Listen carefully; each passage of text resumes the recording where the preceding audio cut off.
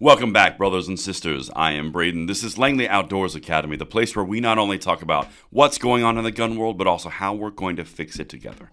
And the content that we're going to dive in today is how gun shops are up 350%, not for sales, but for closures from the ATF and the Biden administration.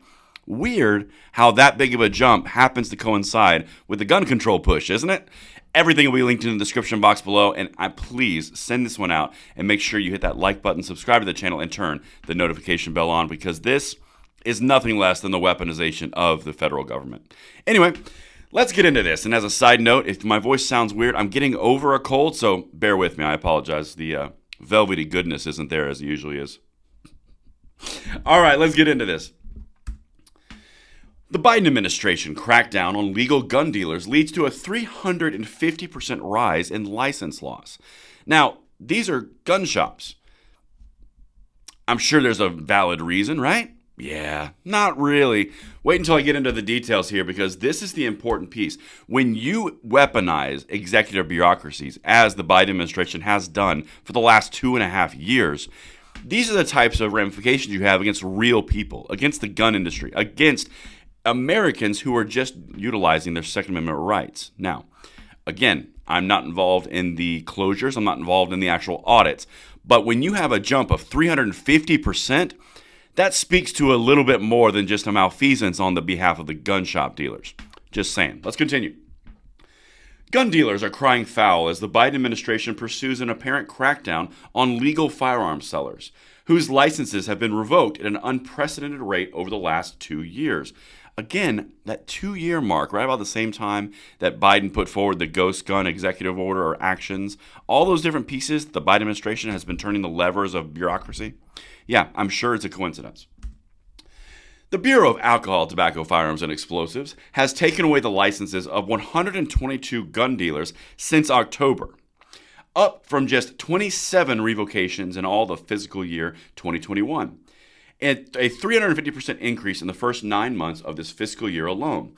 Dealers complain that the violations leading to the loss of their business amount a little more than a paperwork errors. Now, I've heard from multiple people that this is something as simple as putting northeast versus east on an address, putting a period where there should have been a comma, things of that nature. These would be the violations that they're utilizing. Again, I was not involved in these investigations, so I can't say that, hey, this is what happened in these cases. But when, again, going back to the point of just a 350% spike, that indicates something larger. It's one of two things. One, either the ATF was never doing what they were supposed to be doing per the government mandates, or they all of a sudden are being overly egregious in enforcement. It's one of those two things. They were either never doing it and they normalized, or they were told to go a little harder. What do you bet it's more so this one? Just saying. Now, check this out. But the Biden administration's approach could backfire because everything that they do can backfire. As gun dealers threaten to stop informing federal authorities about suspicious buyers in retaliation.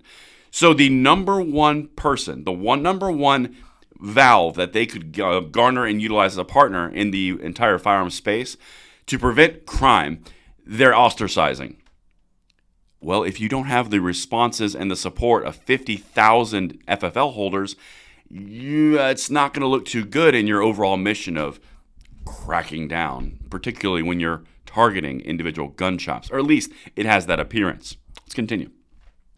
Quote, the gun dealers were our first line of defense against gun trafficking, said Peter Forcelli, a retired ATF Deputy Assistant Director. Why are we now beating an ally into submission? And here's the answer. Gun control advocates cheered the clampdown.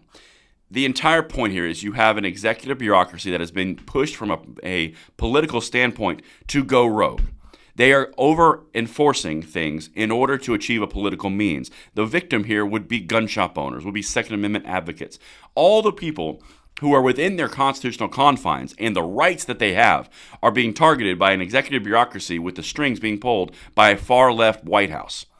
That's what you're seeing here. Even the prior deputy assistant directors are saying they're our best partner in line of defense against these things. Why are we beating them into submission?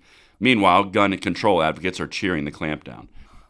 by hook or by crook. It's all about the end result with these people. You have to break a few eggs to make an omelet. That is the way these people roll. It's, interestingly enough, very similar to Stalinistic, socialistic, and communistic ideals. I'm just going to leave that there. Anyway, this makes total sense. I'm sure this is totally it. This is it from Steve Dettelbach himself. We've taken steps to hold accountable those few dealers who are engaging in these willful violations. ATF Director Stephen Dettelbach said, they're not going to have the privilege of being a gun dealer anymore. Really, these willful violations, that would speak to intent, wouldn't it?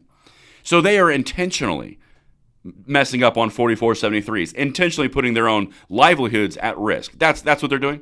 Is an intentional violation just to poke the bear, poke the finger in the eye of the machine, and then they're going to risk their livelihoods? You really think they're willfully doing this, or you're over cracking down on grammatical mistakes on 4473s? Just saying. That's what I've got for you guys today. Let me know what you think in the comments field below, and I will see you on the next one. I'm Braden. See you later.